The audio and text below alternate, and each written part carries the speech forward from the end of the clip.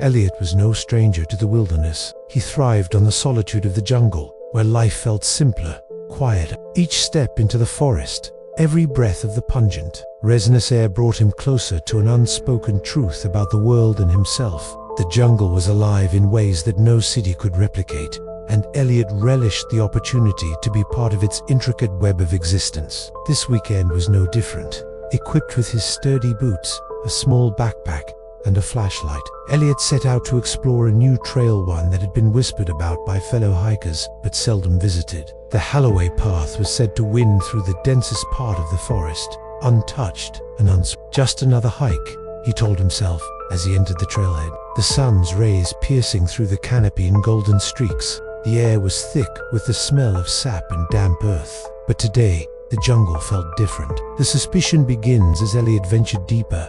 He noticed an unusual stillness. The usual cacophony of bird calls and insect chirps faded, replaced by an oppressive silence. He paused, listening. Nothing.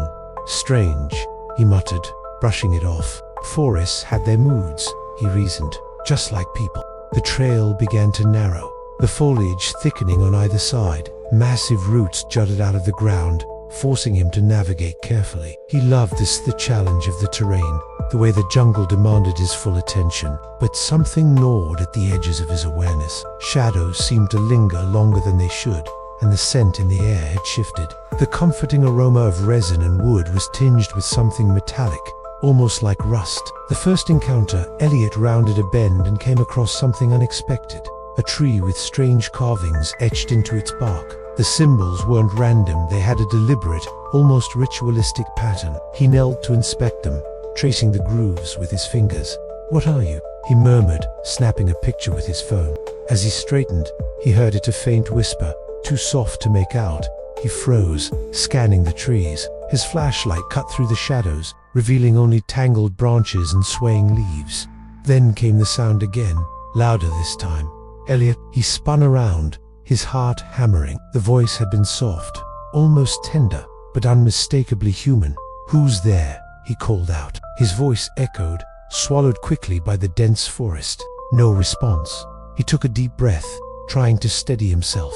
Perhaps he was imagining things. The isolation could play tricks on the mind. He pressed on, though his pace quickened. Deeper into the unknown, the further he went, the more the jungle seemed to change. The trees grew closer together, their trunks gnarled and twisted, as if they were alive. The light filtering through the canopy was dimmer, casting the path in eerie shadows. Then, Elliot noticed something even stranger. The trail markers were gone. The bright ribbons that hikers tied to trees to mark the path had vanished. "Impossible," he whispered. He had followed the markers carefully. He pulled out his map and compass, but the tools seemed useless in the dense foliage. The magnetic needle spun erratically, and the map, now drenched in sweat, felt like a cruel joke.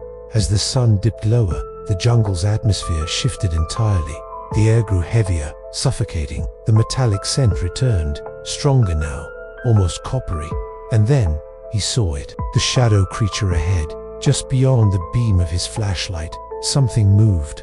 It was tall, humanoid, but wrong. Its limbs were too long, its movements jerky and unnatural. The creature's skin seemed to shimmer, blending into the shadows like a living mirage. Elliot froze, his breath caught in his throat. The creature turned its head slowly, its glowing yellow eyes locking onto his. Every instinct screamed at him to run, but his legs refused to obey. The creature tilted its head, studying him, and then it spoke not with words, but with a voice that echoed inside his mind. "You shouldn't be here." Elliot staggered backward, breaking free from his paralysis. The creature didn't follow, but its presence lingered, pressing against him like a weight. The rune's secret, he turned and ran, his feet pounding against the uneven ground. The jungle seemed to close in around him, the branches clawing at his clothes and skin.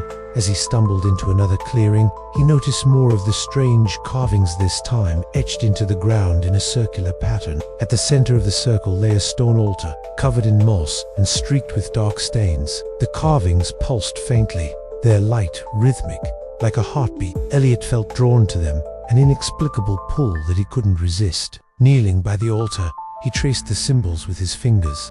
Memories of an old anthropology book flashed in his mind. These were runes, ancient and sacred, meant to communicate with the spirits of the forest. The jungle wasn't just a place, it was alive, aware, and protective of its secrets. He realized that the creature wasn't trying to harm him, it was warning him. A test of wisdom, Elliot closed his eyes, recalling the rituals he'd read about. He placed his hands on the altar, mimicking the gestures he had seen in old illustrations.